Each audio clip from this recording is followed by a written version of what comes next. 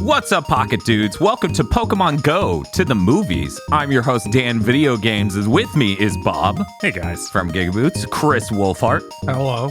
Dr. Aggro.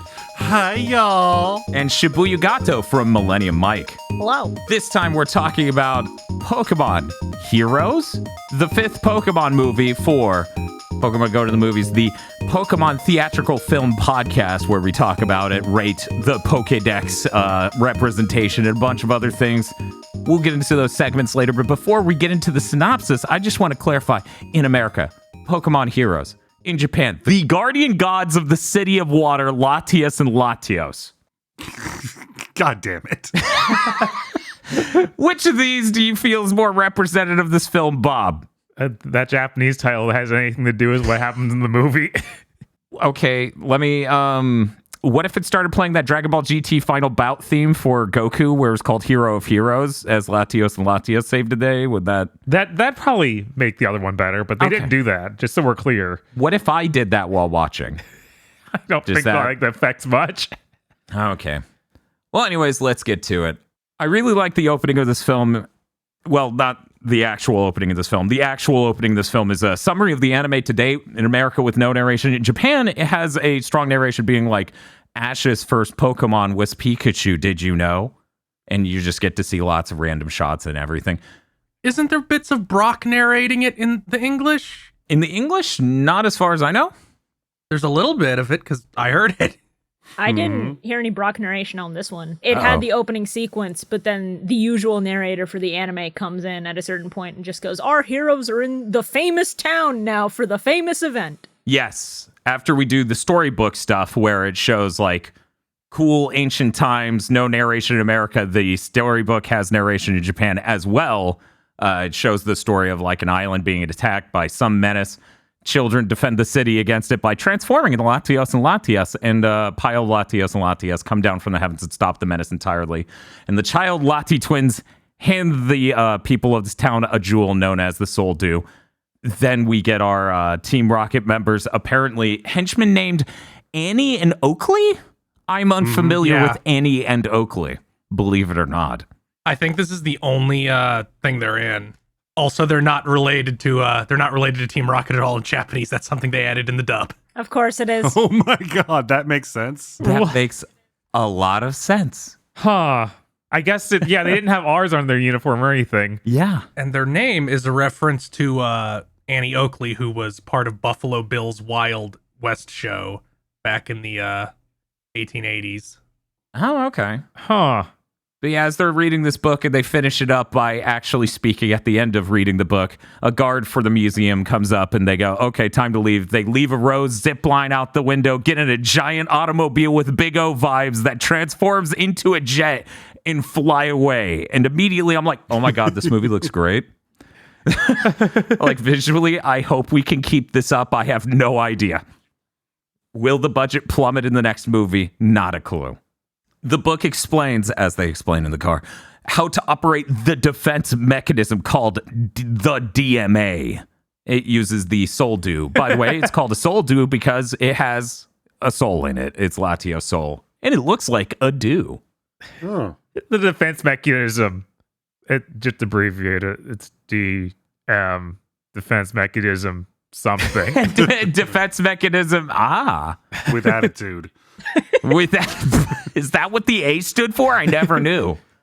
But yeah, the first 3 minutes of this movie has a lot of really cool shots, a lot of really cool artistic style with the storybook and stuff. We get the jet scene, and then we get our title card drop. It actually is really, really cool. And then we end up at the Tour de Altamar, which is an annual water chariot festival. Ash and Misty are competing with it. There's Brock up there on a bridge just being like, I'm watching too. And a cute lady comes up to him and he falls apart because he's Brock. My favorite part of the beginning here, though, they're on these cool flotation pods. That's neat. You know, it's like a semisphere they're just standing on while holding a rope tied to their Pokemon. But it's the Xatu being the beginning of the race signal. So good. It's adorable.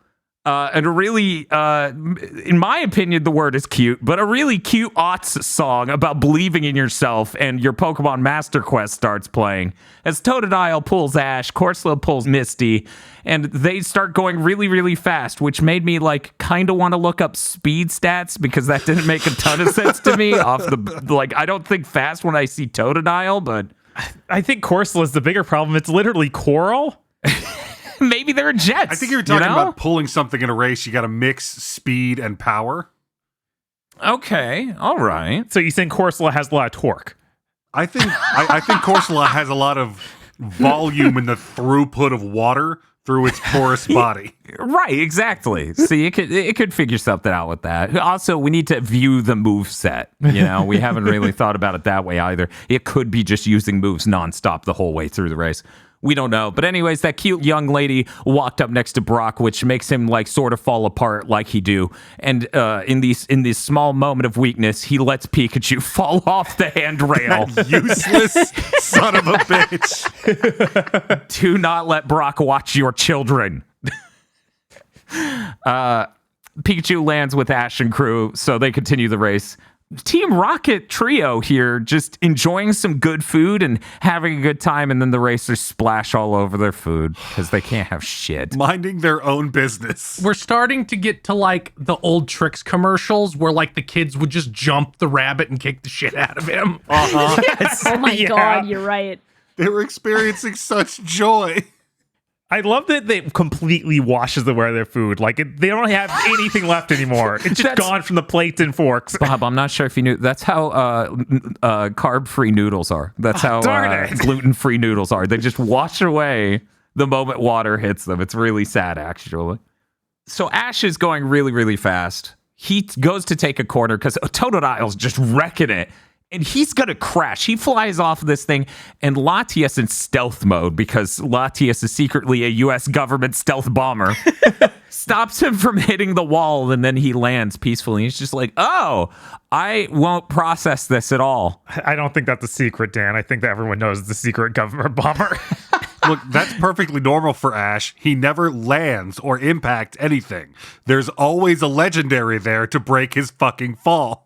That's true. No, Ash has just got so much compressed muscle, he doesn't feel it anymore. He's like, oh, I guess I hit the wall. I didn't even notice. So you're saying back in the first movie, if Mew didn't catch him, he would have been fine. Yes. He would have DBC style flew through the whole tower and just been okay. No, not in the first movie because he hadn't developed that muscle yet. Over the past 4 movies, he's learned, he's grown, he can now take the impact. This mental image of Ash with weird amounts of condensed muscle is scaring the hell out of me. This 10-year-old is stacking Zenkai boosts every film. Yes. And it never, like, it just keeps going up and up. There's no relapse ever. Ash is just so strong. After saving him, Latias is like, hey, you know what? I'm stealth mode. I'll just help him win the race because that's a funny thing to do. So it just grabs Totodile, starts flying down the freaking canals, and Latios in stealth mode is just like, hey, we gotta go home. You gotta stop, and just shoves them down a random fucking canal. And then Ash crashes because of that, having to leap off of the pod onto land, run upstairs, runs out of land to run on, and then falls back into the water. Meanwhile, back at the race as it is, we get a photo finish where Misty's Corsola leans into it and just has the pointy little horn go over the line. It is so good. Misty wins. You can't say that about most films. No. Also, this has to continue that thing of Ash can't win anything. He's a winner in spirit. He's so cursed. It took him so long to shake this curse. Maybe this is why his dad left. Oh, no. Oh my god. You're talking about Mr. Mime was there last time we checked. Okay, so just to point this out, because I think it was a really cool little detail. Mm-hmm. They're riding on these like chariots in the water that are kind of styled after Fortress. Yeah, they have a few different styles with them, and yeah, it really does have a Fortress style. I thought that was really, really neat. Yeah, it's a good little bit of world building. There are so many small touches all throughout this film, like a hopscotch thing I'm going to reference later, that is just so neat, and it's like dense with this, and I'm like, how can I can't bring all of these up, otherwise the synopsis will take forever. But this film looks really good and has so many small things like that are just adorable and great. Yeah. Yeah, I actually thought it was a repeat ball, but Fortress makes way more sense. Repeat ball, do the race again. What? That's not, but yeah, Misty's a winner this time, unlike in the other film where the moral was women must suffer or something. I can't remember exactly how they delivered how Ash is Misty's burden. But the winner from last year congratulates her and is like, hey, good job. How about I show you around Altomar? And I'm like, is this guy going to be like a guy who really cared about winning and is just going to do something evil? It's like, no. Yeah, not here. I was expecting like the Ash cuck arc. Yeah, that's also what I was expecting. I was expecting him to hit on her, but no, he's just a good person, which is strange in any media property, really. Yes. I expected him to have any impact on this movie. Like, not to just be a one-off character who's here for the set piece and, like, a conversation. Like, maybe they run into him in the museum and he knows some shit. Anything. No. Nope. No. Guys, we spent a long time on this race, and it was really cool. Do you think we could have it matter at all? No. I mean, the race matters, but the people don't. The race is really cool, and that matters to me watching this film going, oh, man, I wish I saw this in theaters. That would have been amazing. Yeah. Yeah, for some reason, this guy is just a really cool dude. But aside from him, we'll get to more of him in a moment. Ash is, he wrecked out, but he's like, it's okay, Totodile. It's okay, you made the wrong turn. And Totodile, like Donald Duck, is just incomprehensible. As it just makes sounds at him. He's and I'm having like, a good time. unlike Kingdom Hearts, there are no subtitles here. I am going to assume Totodile is just jazz 24/7. I love Totodile. Totodile's so good. So yeah, the winner from last year who took second place to Misty is just giving them a tour of Altomar in a gondola. Misty goes, the buildings in this town are beautiful, which is because Misty's great. But then Brock's there too and goes, so are the girls. Did I make it weird yet? Brock, can we talk about how you dropped my best friend off a bridge 20 minutes ago? Like we cut back to the son of a bitch and he's just holding Togepi out there. This is not a good movie for Brock. Who was the celebrity that held their baby over the balcony? It was Michael Jackson. Oh, God. Yeah, I think that was Jackson, wasn't it? Oh my Yeah, God. that's right. Gonna walk right past the line that you've drawn there, and Misty's checking out a first place glass medallion, which has really cool symbols that tell the story of this town. And then that's when they notice, oh, hey, the statues over there are the Lati twins, as I call them, because, oh my God, having to say Latios and Latias together as a group phrase 300 times in the synopsis will kill me. But anyways, the tour guide dude is like, everything's so peaceful in our town now. We don't need their protection. I'm like, don't say shit like that. This is like a Floridian that goes, but a hurricane hasn't hit our town in a while. They're like, no. As they're going down here, though, a Whirly McGig flying drone drill spies on a crowd of GameCube CG characters. It's at this moment that I remember that Suicune GameCube model from that earlier movie. Oh, yeah. It's like that, but people. It's bad, but not as bad as I've seen in television anime within the last 2 years, Yeah. which is insane. No, it's true. It's true. This is a movie, though. This is a movie, and it clearly has a decent amount of money. Anyways, the drone is being operated by Annie and Oakley, who are looking for Latias, who is disguised as a person. But Pokemon, you see, have lower body temperatures than normal people. Is that what they say? Is what they say. That seems insane. Magmar out here just took hold. Mag Mortar is just going to wear a business suit. No one will ever figure it out. This Slugma is invisible in this crowd. Nobody knows what the fuck he's doing, but keep it up, little man. They bump into him as he's burning a hole in the ground. They're like, oh, sorry, sir, because he's wearing like a tiny hat. He's got like a little school uniform on, and as it's melting, they're just like, all right, kiddo, let's get you to class. Wait, are you telling me that wasn't Conan this whole time? And it's just Slugma in a Conan outfit? Oh my God. Annie and Oakley take off in a boat, having done a little bit of this reconnaissance, and splash Team Rocket, who has ice cream because they still in this movie. Yeah, it's kind of fucked up. It really is. You're absolutely right with the Trix comparison. It is cruel. This is cruel to them. Yeah, this is time Team Rocket's literally just on vacation. Like, they are ignoring the main characters. Right? They've been so helpful for the last couple of movies. I'd also like to point out a little thing.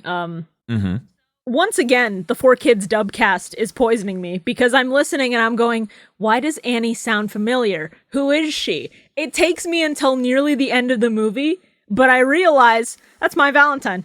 They just cast her as another blonde. That sounds right. I think the other one is Lisa Ortiz because it just sounds exactly Yeah, like it's Lisa Ortiz. Probably. And I'm like, it's Lisa Ortiz and the chick who does Bulbasaur.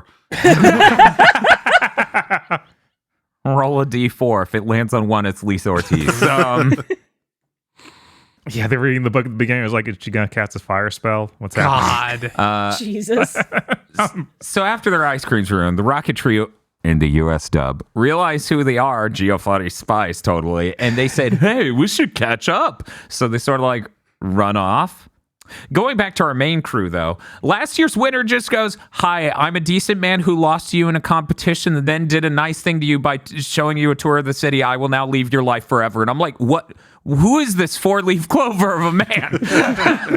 Holy crap. Anyways, Pikachu wants to get some water from a spout, but can't turn it on. A little girl with weird hair turns it on for Pikachu. And Pikachu's like, oh, this is really nice. Thank you. You have saved my life on this day. Ash shows up and is just like, hey, Pikachu, we're doing a thing. And that's when this perfectly normal human girl just starts walking up and not saying anything to Ash and doing like circles around him. And it's just kind of like the bubble is burst. She's way too close. Anyways, she runs off. Annie and Oakley realize it's her. They finish pursuing her.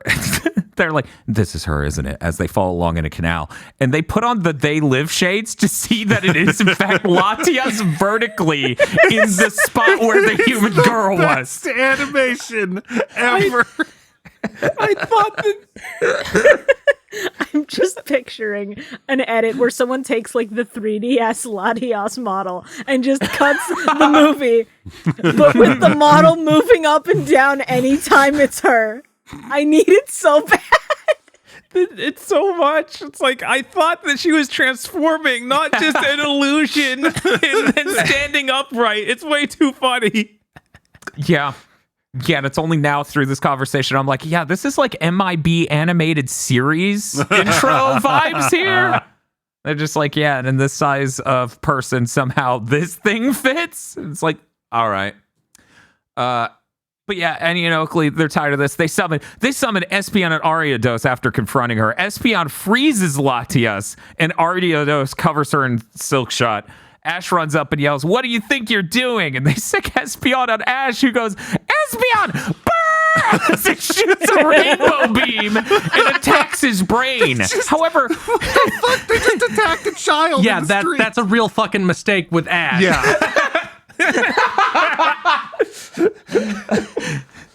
One, there's a lot of Pokemon just throwing hands at humans in this movie. yes. It just keeps happening.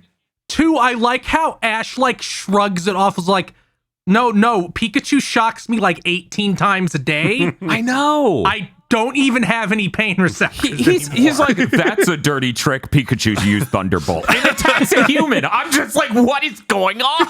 You cannot have Pikachu Thunderbolt a speedboat sitting in water. You're going to kill these women, Ash. Please stop choosing violence every day. It is these women and anyone who is unfortunate enough to like have fallen in the canal or have their water Pokemon swimming. Right? Anybody taking a shower nearby? I'm just taking like notes of like, luckily neither of them has a heart condition. The gas didn't ignite. No one's nearby to die. Thank God. We're all just lucky. We made it through this barely. No thanks to Ash. Ash is used to doing this to Team Rocket. He didn't account for these being regular humans and not Team Rocket. He rolled up and he's like, what's going on? And they said, we're making fun of this little girl's shirt. And Ash took that pledge to always step in when he saw bullying. Yeah. That's true. Ash runs off with this totally normal human girl and Pikachu. They keep running down CG alleys, which are hilarious because they keep doing swooping, cool 3D shots of the alleys. And the whole time, Pikachu's going pee, pee, pee, pee, pee, pee, pee, pee, pee, pee, pee, pee, pee. It's the funniest Pikachu performance I think I've ever heard. Oh, yeah, no. This may be the peak Pikachu performance in all of these movies. I'm like, if you could just do that, like, for an extended period of time, that's always great. Pikachu might be bringing one of the best performances. You know what? We'll get to that later. We have a segment later for that. Anyways, Latias leads Ash back to his friends and then disappears. Ash wonders where she disappeared to, and then sad piano plays. We now cut to them outside of the museum, which was referenced by Brock as he saw Ash running up. Or Misty, can't remember. Ash goes, it looks more like a palace than a museum as they enter it. They see two fossils on the ground, and then a horrifying man named Lorenzo enters their life. This man's deeply unsettling and does not fit the art style of Pokemon, in my opinion. So at no point do I, calm down. I'm just always on alert Right. while It's just Lorenzo's multiple around. circles. What's wrong? I had no idea that Dr. Light was Mario in his 50s. The weird thing is he's got like the Watson vibe to him, Mm-hmm. but his eyes are wrong for this era of Pokemon especially. Yes. All you have to do is change those. It's like he's so close to a hiker sprite, but then Yeah. But they're completely just wrong. completely wrong. I know it's a hot thing on Twitter to correct art. If someone could correct Lorenzo, I would actually be interested in that. Please try. Right? Like, hey, somebody in this movie is a Pokemon in disguise. You'll never guess who it isn't. Lorenzo introduces them to the DMA, which is the defense mechanism of Altomar. Brock sees stained glass and thinks of women. God, everything leads back to that for him. He's like, oh my God, stained glass. I'm going to get laid. Not a great movie for Brock. What are you even saying? And Brock just keeps staring into the distance. Lorenzo explains. He's like, long ago, the Aerodactyl and Kabutops, which were the two fossils on the ground, were taught by an evil trainer to attack people. Latios came and brought water and drowned everyone. We named the town Altomar, which means high sea. That's also when they built the DMA, but they wanted to make sure no one would ever disrupt the peace again. Fortunately, they never had to use it. In Japanese, this temple and the sun tower were built for the Lati twins to express gratitude for them protecting the town. We also built the DMA. We have no idea how to use it. I'm like, what? What? That's fantastic. It almost seemed ambiguous in the US dub whether, like, did Latios make it? Did the people make it? What's the deal? Here, at least in these subtitles, it sounds more like we made it. No idea how it works anymore. Just no idea. We don't have that type of USB device anymore. Who knows? Ash looks upstairs in the middle of the story right at the end. He goes, wait a second, that's a Latias girl. And he starts touching the DMA device, or the DMA, as he gets closer. Everyone's upset, and Ash goes, I need to go after that girl. So he starts running after her, and his ass gets droned. There's a drone following his ass now. One of the alleyways he passes through has a really cool hopscotch thing, wherein next to the one on the hopscotch is a really weird mutoid horsey, I guess. I don't know. But in the corner, as it goes around the alley, you can see this weird Mewtwo, and I'm like, who's drawing art of Mewtwo? How did someone in Altomar see Mewtwo? What's the deal with this? Look, Mewtwo goes on vacation to Altamar sometimes, okay? Is that a problem? Can he not go on vacation, Dan? Yeah, you know what? I'm going to take that stance. No, you cannot. Ash catches up to the girl who is now wearing a hat, or was before and is still, and says, hey, why did you disappear like that before? And she goes, I don't know you, and runs off. Ash gets lost in the alleyway. We get a really ambitious and awesome flying around him shot where he's the center of the shot and just flies a full 360 around him as he looks down the alleys. And I'm like, oh, this is why you did it in CG. This is good, actually. I love this.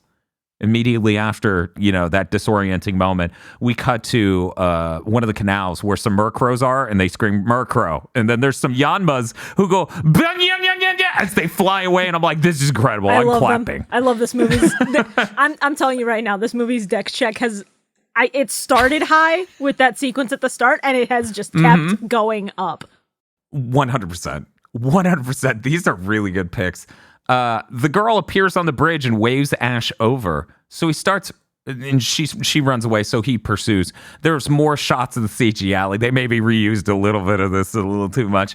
But eventually the girl runs into a dark street corner and just fades into the darkness, and it's apparently a portal. So Ash, enters the portal and probably ends up in Labyrinth or something. I don't know. They emerge into a beautiful wooded area with stone architecture, nature everywhere. It's beautiful. Yanma's here, and it's still making the most hilarious sounds. Ash is taking in the splendor of nature. Pallywags in the pond, Whooper in the pond. Google Docs autocorrect that to a Whopper, so I guess a hamburger's hanging out in the pond. That's Team Rocket's meal from earlier. It's such a shame. Floated all the way out here. Off screen, they lost even more food to water. When will this menace stop? They have not eaten a single thing since they've arrived. They have wasted $50. I feel bad for all of them, but I feel worse for Meowth. Ash sees the girl, chases her more, and then ancient CG fans start to spin. Ghost Latios appears in stealth mode in the water, flies up and knocks Pikachu the fuck out. It is like, oh man, that is bad. That was one hit and Pikachu's like really bruised and this was not okay. How are they going to de-escalate? The girl stops Latios. Latios then makes a scream that made me crack up so hard because it sounds like a weird sound my girlfriend would make imitating wildlife. Yeah, it sure does. Ash goes, "That's Latios. Why is he so mad at us?" And that's when the girl with the museum, the real one with the hat and the art supply, shows up. She is mad. Her name's Bianca, by the way. The old man from the museum who freaks me out still is named Lorenzo. He shows up and he goes, "It's okay, Bianca. Latios is into him." Bianca calms down. Latios calms down. Ash and Latias. Ash gets on a swing immediately. This is like one of those weird, like, I wrote a script for what kids do, and it's like 4 seconds have passed. Is he really just going to go immediately to a swing and sit down? Latias starts playing on the swing with him, and Ash goes, "No offense, but I thought Latias was the name of a Pokemon." And then Latias reveals herself, and that image is incredible. I cracked up so hard as he just like, sweet God. I like to think he's just like, Latios is a Pokemon, guys. He turns around and he just goes,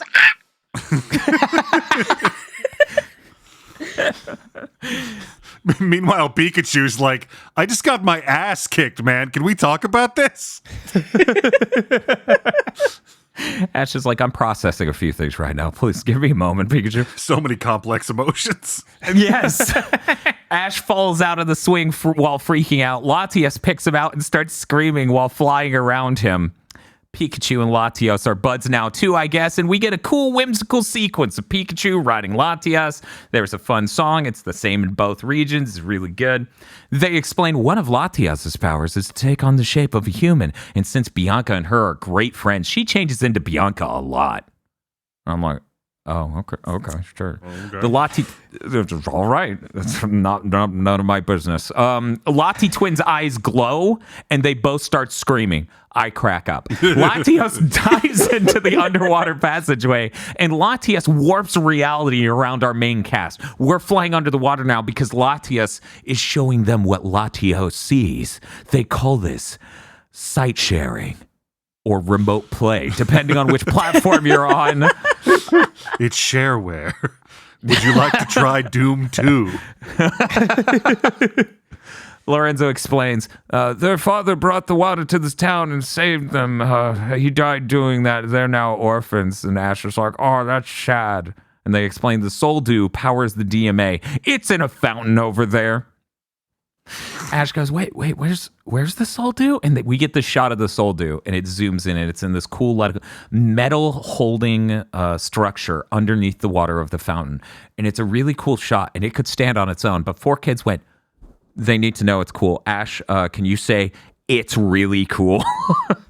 And I was like, this is great. I love how dubbed and weird that sounds because it's all animated. It's all voiceover, but somehow this sounds like exactly like a pickup line would in a movie where they dub in, okay, now that we arrived in my car, we will get out.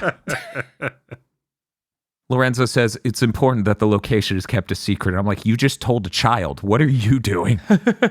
And Ash goes, hey, Latias. Oh, and then Ash is pulled away by Latias up into the air and then dropped onto Latios. Everything was fine until now. I think that's really terrifying, and I would start being scared of Latias at this point. I do not believe dropping me from like 2 stories is funny. Hoping that your brother catches me. I don't know.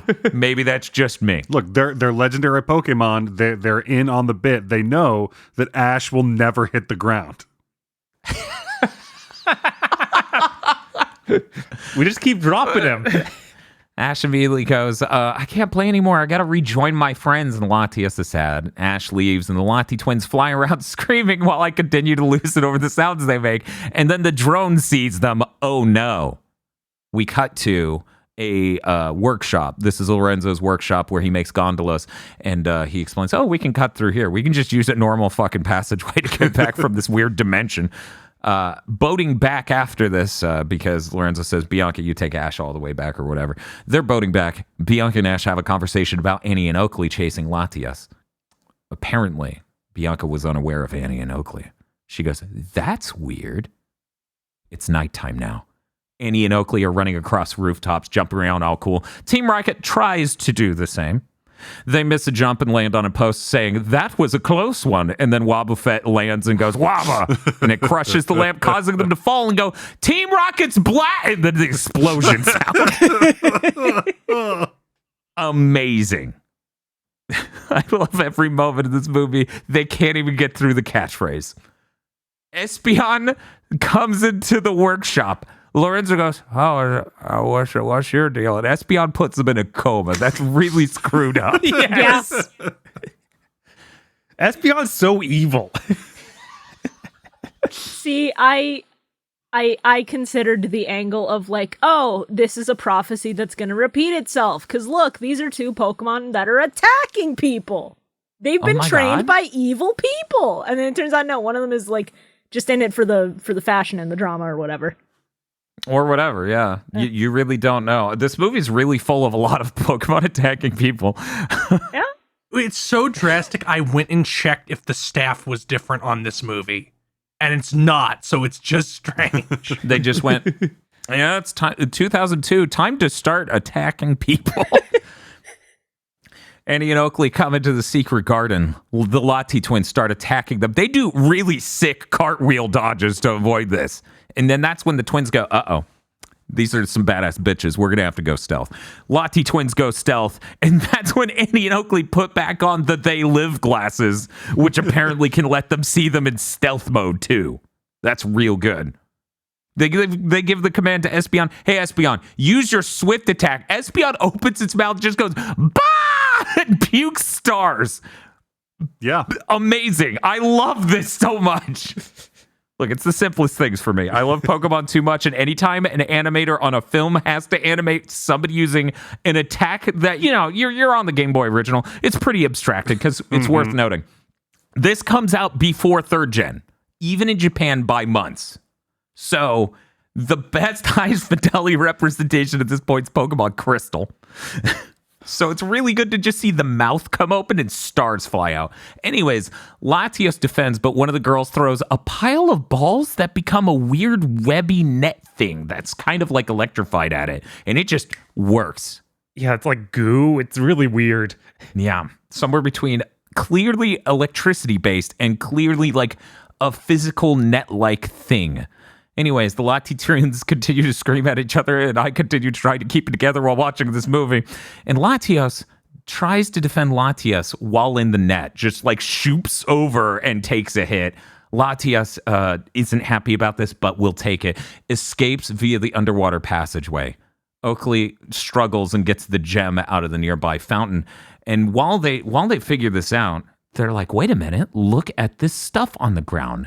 There was, in fact, cool architecture on the ground. I forgot to mention earlier that they are now solving with their Play School laptop with keys like shit, yearn, delete, which I've included a picture of in the Discord. There's one that's just the :D but flipped upright. Yes. Yearn. Is there a yearn key?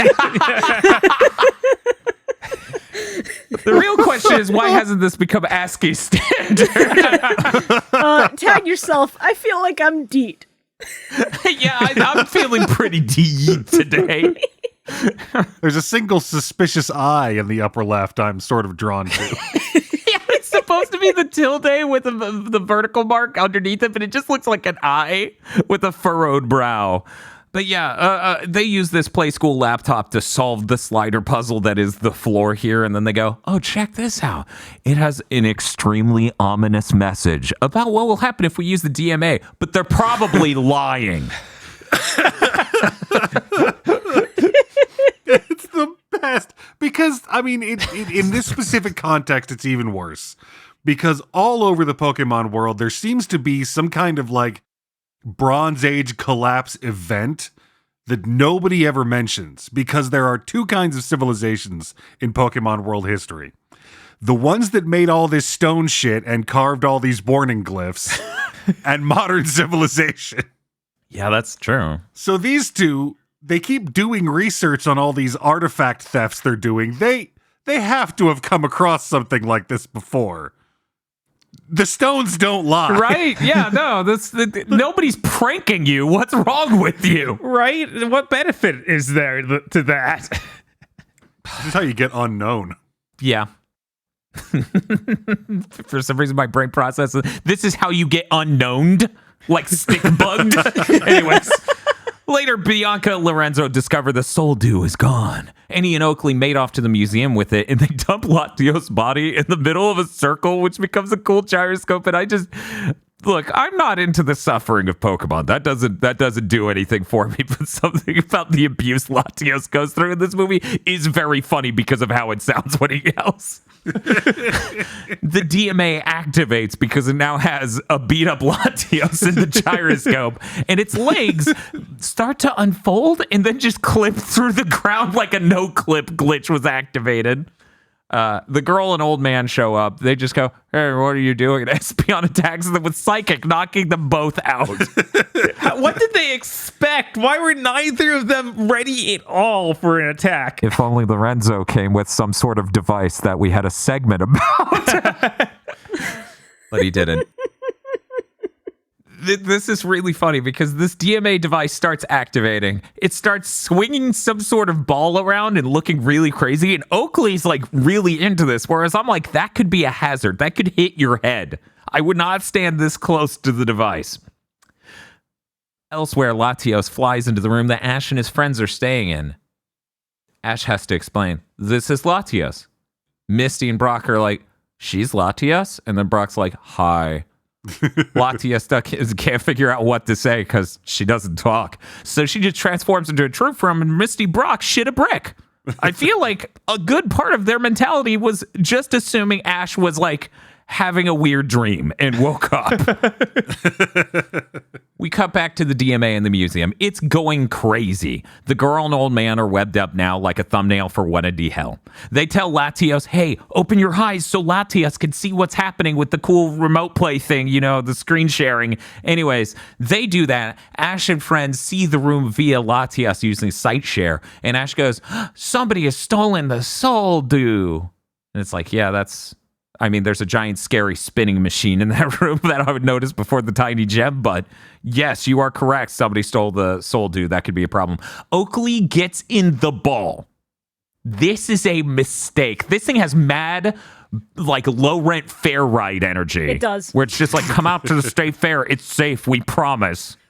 A lot of things in this movie remind me of the Professor Layton series, but this is like explicitly the thing they find at the end of those games made by an insane person. Yeah, actually. It's like, yeah, I'm going to get into this wildly unstable clockwork doomsday device. Everything down to like the mansion being at the end of a hallway that's just a trick hallway feels very Layton core. This is fucking me up now that you've pointed it out. There's also Bianca's grandfather just looks different from every Pokemon character. Yes. He has like really weird eyes. If you just give him like the dot eyes instead, he could very easily be a Layton character. It's true. It might be easier to convert him to that than a Pokemon character. Also, just a lot of the music also reminded me of that. I actually really enjoyed the music in this movie. I don't know how the Japanese soundtrack was, but the US soundtrack was really, really good. I don't know if that makes me a simp for like 2003 or whatever music, but there was just some fun, earnest energy and high power pop going on the whole time. It felt good. We even have like a Latin flavor to the outro music because we had like 3 songs there. And I was like, ooh, this is exciting. And I tried to find the song and I couldn't. I lost it when it went like to the Latin sounding song because I'm like, dude, this is Pokemon Venice. What? I know, that was my first thought too. I'm like, do they not know where Italy is? I don't. I think they just heard like Mark Anthony on the radio and they were like, do it. They're like, what's popular? Make a track now. Do it. Pull the trigger now. Yeah, there's some weird like localization changes earlier where they reference crepes.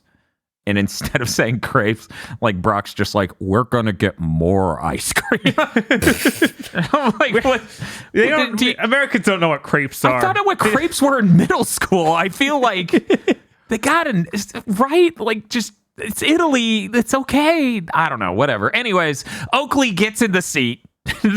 she tells the person working the fair ride that she's tall enough, gets inside, and immediately resurrects Kabutops and Aerodactyl. Which they can do for some reason. I feel like this device is designed to defend the city. She instantly, right? Like, there are so many layers of like, it's designed to defend the city. It's going to do all sorts of crazy stuff. But first and foremost, it resurrects the 2 Pokemon that were beating up people. Right? All right, sure. They don't have pupils. They're crazy. They are cracked out mofos. They're just going to start killing is my idea. Anyways, she goes, all right, you two, bring me that Latias. Latias ends the site sharing and collapses in the room with Ash and friends. We cut back to Oakley saying, I can control the whole room from here. Initiate citywide lockdown. The Rocket Trio, who are just trying to live, get trapped in an alleyway while trying to get back to their boat to leave the town. This seems pointlessly cruel to them for no reason. Mesh gates erecting everywhere, absolutely trapped in it. It's at this moment I go, how many of these Pokemon movies are going to be a doomsday machine powered by a Pokemon? Just an idle thought. Ash leaps into the water from his room. He's like, okay, let's get to this gondola. And he goes, Latias, guide me to the museum. We cut back to the DMA device. It is spinning absolutely crazy. This cannot be safe at all. There is no way I would trust this in the least. Aerodactyl flies up, grabs Latias, choking it, flies away. Ash jumps onto them, and then he goes, Pikachu, use Thunderbolt. And I'm like, this is just going to keep happening, isn't it? Ash is like, I'm going to weigh you down, and then I'm going to try to kill both of us. Look, he's built up that tolerance. Yeah, Ash is like, this happens to me all the time. It doesn't happen to you all the time. It's like, is Latias gonna get hit too? Yes, I don't care. Pikachu, hit it. So Aerodactyl gets hit, lets go of them. Latias, seeing how this is going to go from here, turns invisible and flies away in time to dodge Aerodactyl using some sort of beam attack on Ash and Pikachu.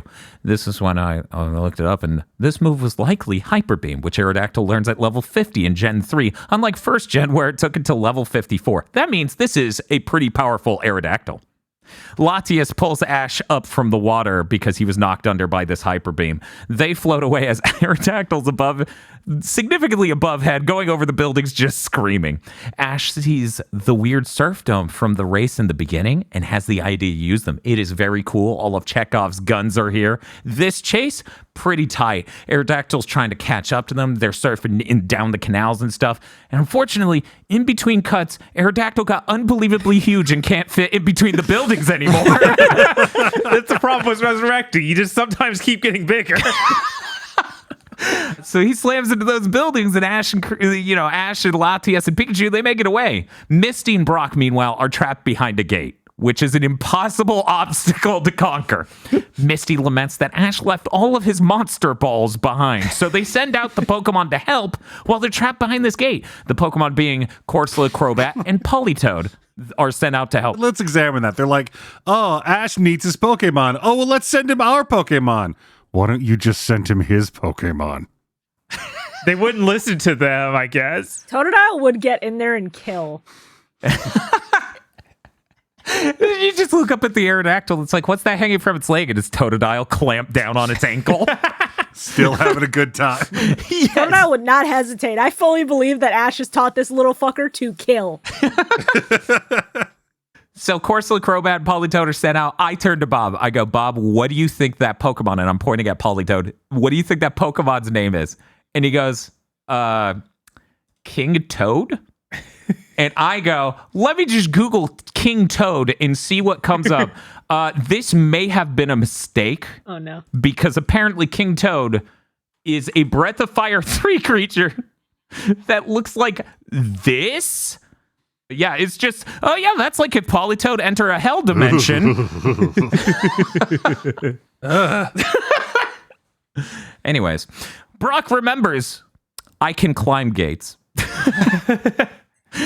We cut to Kabutops. Kabutops is absolutely massive and attacks until those 3 Pokemon sent by Misty and Brock defend Ash. It is a cool moment. Take that, Kabutops. We got to Latios being tased over and over by the DMA, and I just keep laughing because it's the funniest sound in the world. Oakley goes, I don't care if this town dries up. I can control the whole world if I want to. And Annie goes, Oakley. This seems insane. Like, Oakley, this is a defense mechanism for one city. How are you going to implore its power anywhere else? What makes you think you can do anything with the device outside of the city? Okay, have you ever seen that Vine where the guy is on the riding lawnmower and he pulls out a gun and he says, I have the power of a god, and then points it at a cop? Oh my god. That's her in this movie. Yeah, no, that's fair. Ash and Pikachu and crew are running up on the museum. Oakley is having fun with a metal liquid visualizer that looks like the coolest winning visualizer you could find in 2002. And apparently it spawns a weird CG water sprout. And as Ash and crew are running up, the water spout forms grids along the tile lines to trap in Ash, and then forms another water spout with them inside of it drowning. Oakley's pretty smug right now about her child murdering abilities, but Latias is activated and disables the machine remotely, which is a neat trick that I wonder if she could have done from anywhere at any point in time. The fair ride, however, from being deactivated in this way, has had control removed. It is going insane because it hasn't been maintenanced in years. And that fair ride worker lied. It is not okay to ride. It is now swinging Oakley like mad in this ball. And I'm like, we're going to open that chamber and Oakley's going to be like a liquid. It has been spinning way too fast. Latios is screaming in pain. I don't have to tell you that I'm absolutely losing it. Ash and Pikachu arrive. Pikachu electrocutes Espeon and Annie immediately and they drop down. He was like, oh, it's really messed up that Espeon's doing that to that old man. But somehow when Pikachu shows up and does it to Espeon and Annie, it's the funniest shit in the world. It's amazing that Pikachu just wins any fight he has to deal with other than Latios in this whole movie. Just like immediately one hits them. That's true. He's the chosen one. The ball Oakley's in keeps opening up just to show Oakley is scared as hell and wants out, and then keeps closing again. Pikachu electrifies Latios, who's still trapped in that gyroscope, but does absolutely nothing. Ash does the only thing he can think of. He tackles it. He's learned one move, and it's all he needs. Yeah, has this worked once outside of the first film? Ash tackling a thing. But see, it worked once. So he's going to keep trying it until it works again. Ash just needs to open up this maneuver every time with, this always works.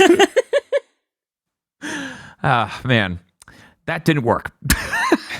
What? No way. Latias activates and headbutts Latios, stopping the gyroscope with her neck. See, tackle work for her. That's her neck. That can't be. Whatever, the U.S. government builds drones pretty strong. Anyways, it breaks the gyroscope. The fair ride from hell with the mist vibes finally stops swinging around Oakley. Latios is a little beat up, but fine ultimately. Everything's finally shut down, calms down. Latios is talking to Latios, being like, are you alive? And Latios just seems like, yeah, I'm good. It's fine. It's just a rough day. And he jumps up to talk to Oakley. They're like, yeah, we should go. I don't want to be arrested. That doesn't sound great. But then Annie gets a little ADD. She looks over and the soul dew is now glowing with purple and dark evil energy. She's like, hey, check this out, and like pokes it. And right as she pokes it, Lorenzo's like, hey, don't touch that. It explodes with an evil energy, and Annie is now trapped on Mr. Bones' wild ride. The water leaves the city. All of it flows out into the ocean. Gondolas and boats flow out to the sea. Latios and Latias fly up to the top of the tower to look out at it and scream a lot. It's very funny. The water starts rushing back in as a giant wave, destroying ancient stone structures. Take that, history. And the Lati twins go, we're going to solve this. They charged at the wave, becoming a giant ball of light, disrupting it so it doesn't destroy the city. Latios dies. Latias sees it. Latios' soul inside the light. As they touch hands, Latios floats away. It's okay. It just became a ghost. It didn't die. Note to myself, is this going to be the only movie where a legendary dies? The wave comes in pretty strong still, probably strong enough to mess up some sort of structures or everything. Oh, hey, there's Team Rocket. Ha ha ha. No! Team Rocket's like, Team Rocket's blasting off. It's so pointlessly cruel to them, this movie. We cut to Kabutops on a bridge, and I swear, this is as dramatic as I make it sound. Kabutops reaches towards the heavens, realizing its time has come. It turns into particles and flies away. Aerodactyl tries to fly away, but can't escape. It too turns into particles, and both return to the fossil on the floor. These two were self-aware that they were going to die. Or, go back to being trapped in the stone floor. Do you guys think that... I hope they're not aware down there. I hope they're just... If they're aware down there, and then the museum put them in the floor where people will step on them constantly, every day, I think that's what hell is. Can the DMA bring back Latios? Sorry, Latios? No. Okay. I tried. Why would you think that? That's absurd. It can only bring back evil Pokemon. Annie is yelling at Oakley. U.S. version, Japanese version, pretty different. They get stuck in the ball. It like shuts with both of them inside. In Japan, Annie remembers some shit that Oakley did to her in elementary school, to which Oakley replies, ew, girls with a good memory are the worst. We cut to the next day. The main crew's taking a gondola out to the ocean to search for Latios and Latias. Mantine and Chincho rescue Latias. Lorenzo says that, like his father, Latios gave his life to protect the city. Ash is sad. Latios activates yet again and does the sight-sharing thing once more. Latios, viewing the world as it flies away as light, and then becomes a small ball, the soul dew, in Bianca's hands. Everyone is sad. The crew then places the soul dew in the fountain. Water flows from it yet again. They say, thank you for saving our town, Latios. Please stay with us forever. Bells ring. We fade to black. Lorenzo has not stopped freaking me out this whole time.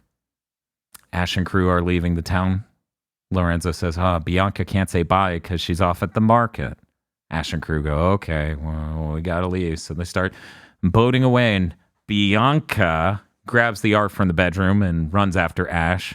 They see her running up after them, so they stop. She catches up and she kisses ass. She kisses ass. I get an A for effort. I tried this all anyway.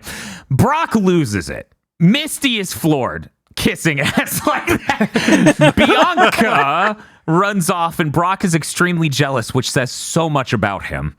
Ash unfurls the art, and it's a beautiful sketch of Ash and Pikachu. Frog seemed more upset over the idea it was also a Pokemon kissing. Brock was jealous because he knew it was the Pokemon. My Onix never kisses me. It's true. You got to pay extra for that. I sure hope people don't make up weird theories about this 15 years from now, Ash, when you seemingly have a child. Man, Brock, that's just a fucking weird thing to say. What could it mean? While leaving the town, some music plays, and they see 3 Latios and Latias in the sky in stealth mode. These songs are pretty neat. I enjoy them. The first one is like One World, I think it's called. I don't know. I couldn't find the listings for the U.S. soundtrack. And then the second one's the Latin flavor song, which was very confusing for an Italian-based movie. But, popular at the time. Yeah, it's also placed over Annie and Oakley In jail? Yes, they go to prison where they're reading a book that shows the guy from Pokemon 2000 with his contraption. I physically recoiled. Yeah. I was so upset. I don't want this bitch to ever come back, and I know it's going to happen, but you don't have to do it. You can stop. It's so funny. I love these having a continuity with each other. Yeah. Also, the prison warden was freaking another Jenny. Yeah. Yeah. That was amazing. The prisons are run by Officer Jennies. But that's the weird thing. They were arrested by an Officer Jenny and then a bunch of dudes in masculine Jenny outfits. Yeah. I assume she's like the head of each department, yes. and they have to hire regular people. Is that a thing? I guess, at least in this town. Mate, it is in this movie. They're members of the militia, like we talked about with that was what Lieutenant Surge was. They're just the town's militia. God. And as the movie comes to an end, I'm like, that had good vibes. There was the kiss that people needed us to know about on Poké Mondays. But, this was a pretty good movie. It starts playing Pikachu's Goodbye, and I lose it because I have played Pikachu's Goodbye on hours-long playlists at my New Year's parties for years. And it's not the version in this movie. It's the version where Ash sounds a little weird and he's crying, and it's the intro. And people would just be listening to normal fucking music, and then that would cut in. So for this to attack me psychically at the very end of this film, I'm like, no, what? We are so tuned to just picking up on this song while doing something else. Like, oh, fuck, there it is. Oh, God, what are you doing here? How? Why? And that's it. That's Pokemon Heroes, or some better fitting name in Japan. So I think that was a pretty great time. But before we talk about how good the movie was or wasn't, we got to get through our Poke segments. Poke segments like, hey, did you know this series is hard? Patreon.com/GB podcast. We pay all of our hosts for hosting it. It takes a lot of time to edit and everything else. Thank you very much. Get an episode early. Thank you. Anyways, moving on. Pokemon segments. First segment, Whimsy Meter. How whimsical was this movie? We're starting with you, Bob. This had a lot of whimsy. There's the Nightmare Machine, but other than that... Even the Nightmare Machine is whimsical in the sense like you could see it being in one of the Ghibli movies that aren't about war crimes. Or one that has war crimes, yeah. I mean, we compared it to a county fair ride. I think that's pretty whimsy. Right? There's so much whimsy here on Mr. Bones' ride. But they do let a legendary actually die in this one. I'm going to give it a 7. I think it still maintains a good bit of whimsy even with that death because they make it, very magical. Okay, Chris, what are you thinking? I'm giving this an 8 on the whimsy meter because this was a really whimsical movie.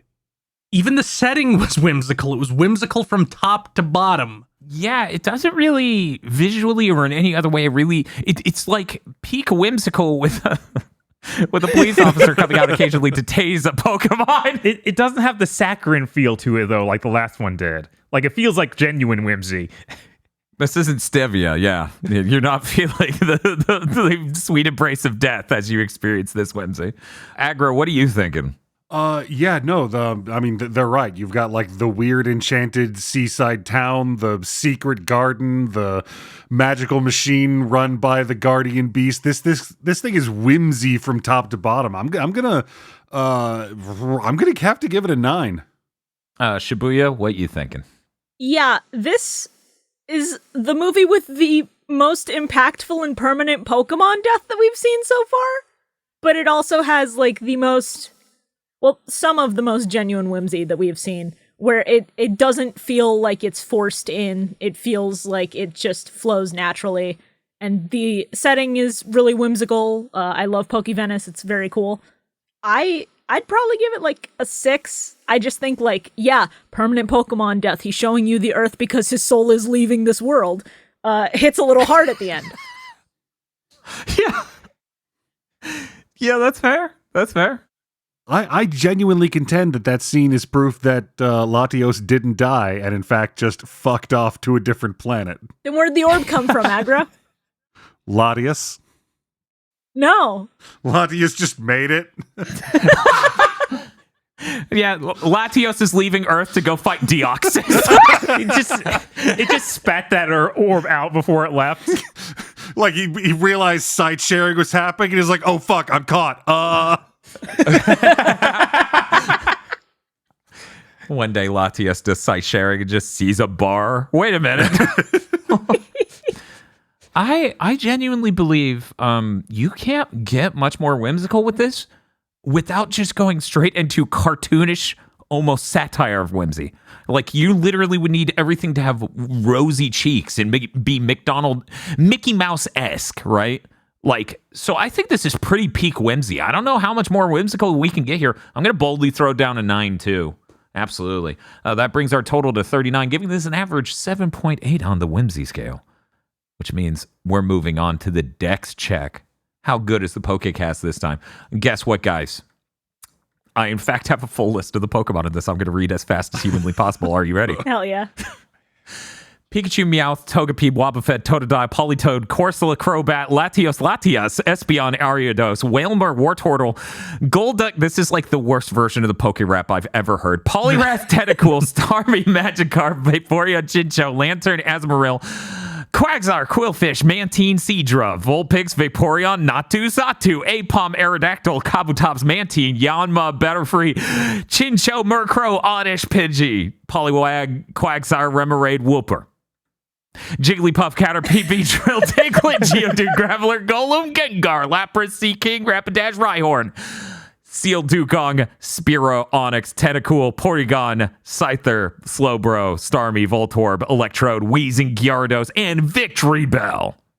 I think this was a great cast. I think these are great Shit, Pokemon. they were all in there? What?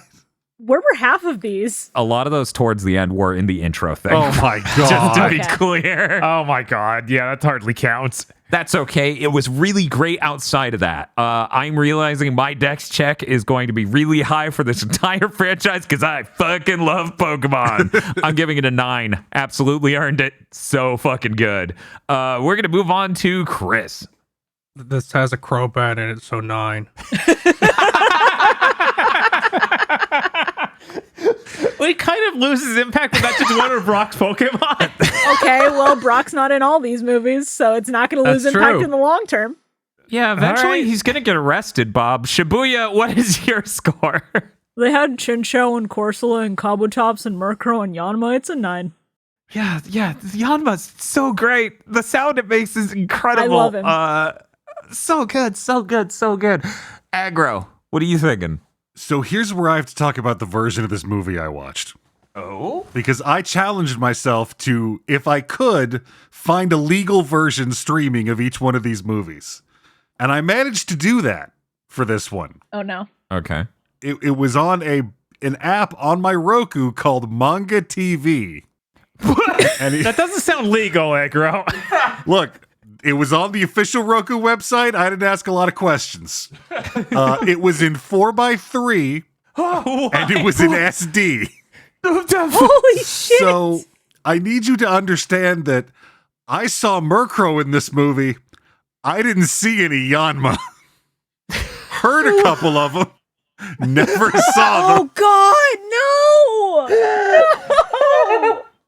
He was on the left side of the screen. Fuck! So is your score also going to be cropped to 4:3? Aerodactyl is doing a lot of the heavy lifting to get this score back up to a 7. Okay, there we go. Hey, Bob. Are you going to be in Academy aspect widescreen ratio, or what is your score coming? Yes, I saw the whole movie, but it does. Like, there wasn't as many Pokemon as we've seen in some previous ones. Like, it didn't feel like we had as good of coverage. Bob heard me read that entire list and went, there weren't that many. Yeah. It wasn't like these movies get ridiculous.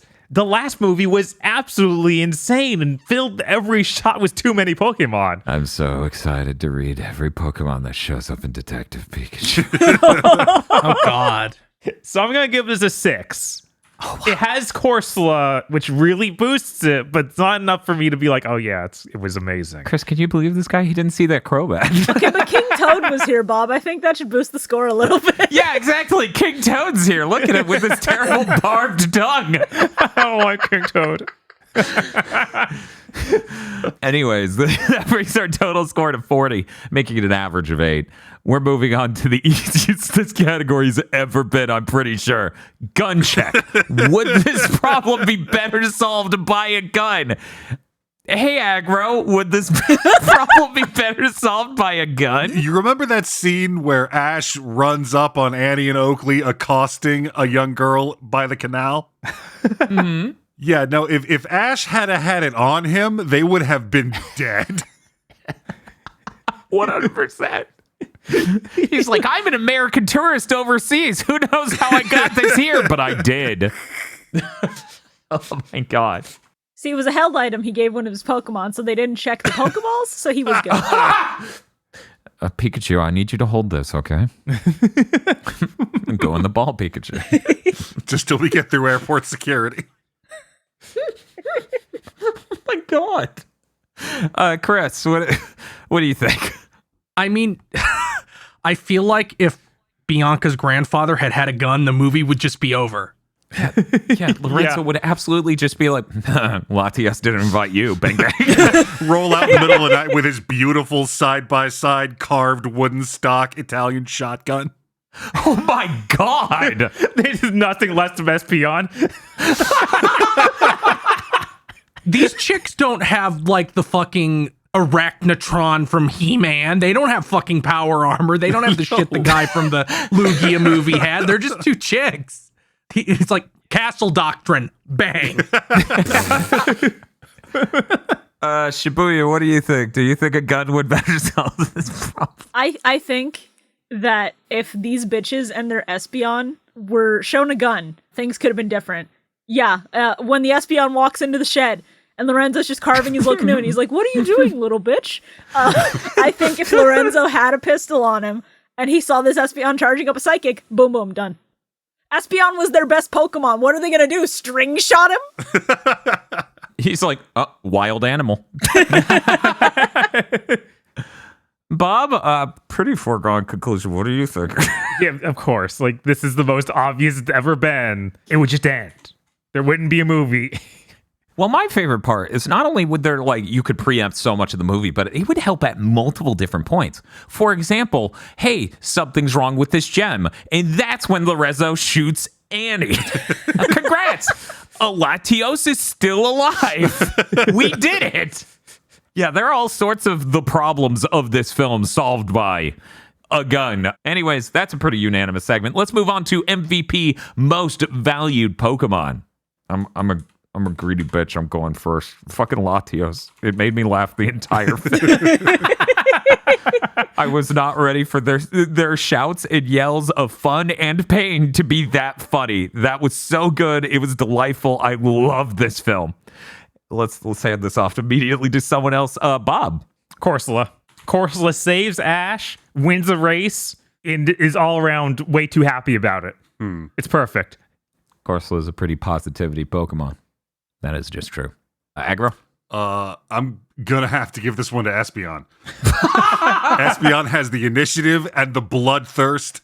Espeon is carrying this team. No compunction with attacking children in the street. They tell Espeon to attack Ash Ketchum, the mightiest mortal walking the earth, and it doesn't even blink.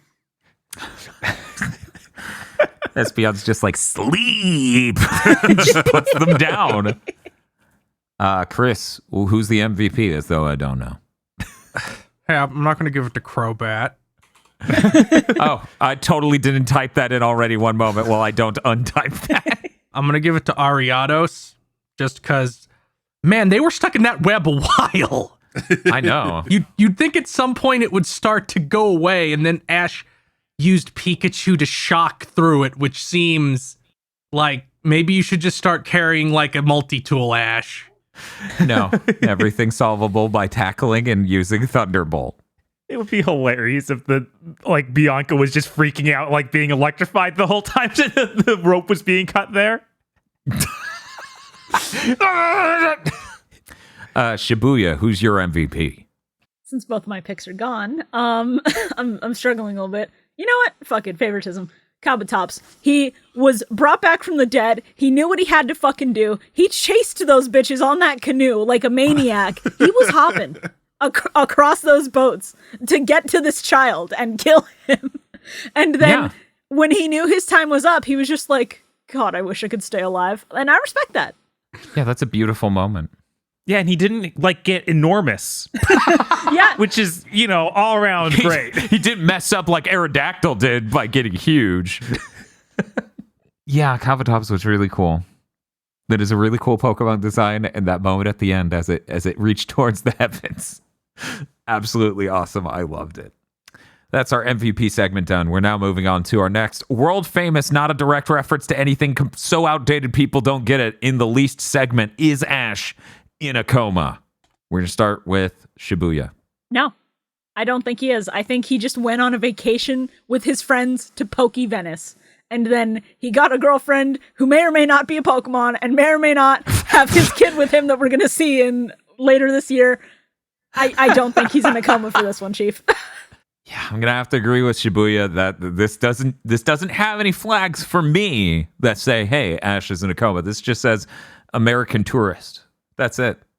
How do I solve all these problems? Pikachu electrocute. Bob, what are you thinking? Is Ash in a coma this time? I'm not getting strong coma vibes, but I could definitely see a Pokemon falling in love with him being part of a weird fever dream. It's like some weird thoughts that Ash has are coming into fruition here. So possibly. I think that he might be in a coma. Okay. Well, Aggro, what are you thinking? I'm really, like Bob, I'm conflicted here because at first I was thinking that Latias weirdly transforming into a girl was part of the fact that Ash, he was an only child from a small village and he was never really socialized around girls his own age, so he's got all these confusing emotions with his changing coma body, and he's sort of crossing them over with the only thing he's ever really loved, which is Pokemon, and it's creating some imagery in his head. But I don't want to have to say any of that on a podcast, so I'm going to go with no. He's obviously not in a coma. This is a perfectly normal thing that's happening. Obviously not. Good thing you didn't say that. Hey, Chris, what do you think? I'm going to go with yes. Ash is in a coma because, as we established previously, Team Rocket is trying to wake him up, and there's no other reason for them just to be abused this entire movie for no reason. Oh, God, that's so good. You know what? Fair. All right. Well, we're moving on to Arceus Ex Machina. How big are the plot holes just so the movie ends on the status quo of the show? We'll go ahead and start this one with Bob. Yeah, I didn't feel like the plot holes really were here this time. They just went to have this island adventure. Things happened and no one came back with them. But other than that, their memory wasn't erased. They don't have any reason that they need to forget stuff. Mm-hmm. So I guess what, I forget. How do we It's a score 1 this? to 10. It's a 1 to 10. The only thing that's weird is the rating. All right. So it's a 2. This is fine. Okay. Aggro? I'm exactly where Bob is. I'm on a 2. Even if the weird shit to resolve the plot hadn't worked, and oh no, seaside town that's 80% canal destroyed by rogue wave. That's not weird. And if certain theories about whose daughter may be in a show pan out, then this whole thing proves to be canon anyway. So whatever. Great. Hey, Chris. What do you think? Arceus Ex Machina 1 to 10. Well, somebody fucking died in this one, so it doesn't really have much Arceus Ex Machina. You'd think that if God was going to intervene, it would be to bring back the Pokemon that died. Yeah, I agree with that. I really thought you were going to be like, hey, Chris, is it his daughter or not?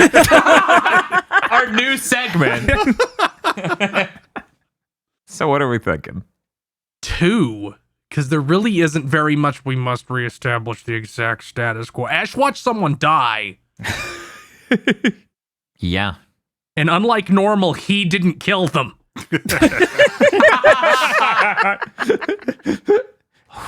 Shibuya, what are you thinking?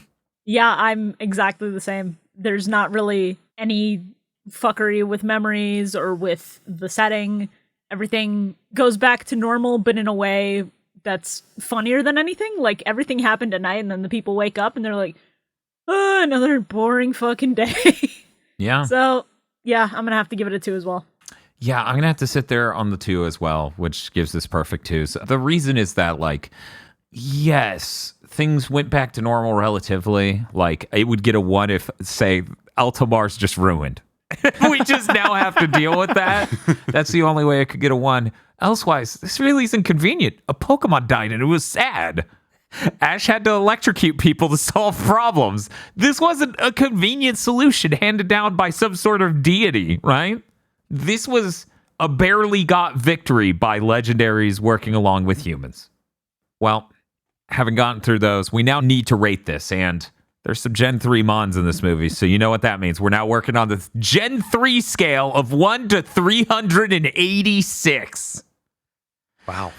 How good is this movie? We're going to go ahead and start with Chris. I'm going to give it a 336, which I think comes out to roughly 87%. I have to rekey this algorithm to understand we're now working out of 386. You are correct. Hey, Shibuya, what do you think? So, this is not the best movie we've seen. I think this is firmly in the middle. It's better than Lugia and Celebi, but it is not as good as Mewtwo or Entei. So, I think I have it right. I think I figured it out. I'm going to give this about a 263. You ever just end your fun discussion-based variety podcast with people getting a math test? Okay, wow, a 68.1. Okay, well, we're going to move on to me. I loved this film. I would have been delighted to see this in theaters when it came out. This was my first time watching it. I thought the Pokemon movie where Ash kisses a Pokemon would have been way worse based on that being a thing in it. But it was, in fact, kind of handled well and cute and a great movie. There are lots of really good visuals. I thought the budget was going to fall out of these movies entirely by now. But this is a cool ramp-up hype cycle for third gen coming out a few months after this movie in Japan. I really enjoyed this. This is actually going to sit pretty high up on my list for a while. I'm going to give this 350. I know that sounds insane, but that's what we're sitting with. But we're going to Bob next. Hey, Bob. Hey, I was actually also thinking 350. Oh my God. Yeah, no, I also really enjoyed this. I didn't quite like it quite as much as the Entei one, but that Entei one's immaculate. Oh my God, and his numbers match up with what he said. Oh my God. I'm surprised. Because I didn't do the math or even look what I scored that one. And I'm like, this doesn't make sense. Bob can't math. What the hell? Bob, you can't divide by 386 in your brain? No, I can't. That's fucking ridiculous, my man. Man, yeah, no, I was surprised. I was pleasantly very surprised by this film. I'm so excited to see how these continue to go from here. Aggro, what are you thinking? Guys, I'm gonna give this movie a 193. Ooh. I'm not a fan of Latios and Latias. In fact, when I went to pull up this movie to watch it, I went, oh, it's the one with these two things. I've been vocal about how much I don't really like Lugia. And I remember seeing this poster and seeing those two, like, fucking Plusle and Mine and Lugia and thinking, I guess Pokemon's just bad now. That's a shame. Wow! Wow! What's wrong, Aggro? You don't like weird, fleshy planes that scream? Yeah, what the hell? What's up with that? That doesn't make any sense. They've got that full-on third-gen random shape outline on them for no reason thing. It's just... Yeah, and I eat that shit up, Aggro. What's the fucking matter? God. They fly vertically and it's hilarious. This movie is incredibly charming, but it is also just a random hodgepodge of dumb shit happening for no reason. You say this, so it's a bad thing. Yeah, but it also has that action sequence where he's surfing and fighting the Kabutops. That's pretty cool. It does. Yeah, that shit's good. Well, when you think about it, when you think about it, aggro, you only saw part of the film because of the crop. So if we multiply your number by 1.3 repeating, it's a slightly more favorable number. That's just math. Man, aggro so many layers above me on a thinking scale. Clearly planned for this. Anyways, that brings our total number to 1,492. And you can all figure it out in the comments section. Anyways, that's going to do it for this episode. We'll catch your monster balls? Does that? No, wait. What is it? I think that's assault. Yeah, I'm like, this can't be our outro. I'm going to get arrested. The executive producers for this GigaBoots video are Esme, Ely Broyles, Spaceman Spiff, Red Blaze 27, Brendan O'Sullivan, A Reminder for Symphony of War, Cooper Tank, Very Best Plot, Iconic Bane, and Rado. Thank you very much to our executive producers. And also these guys. If you want to become an executive producer or normal patron, head on over to patreon.com/gigaboots today.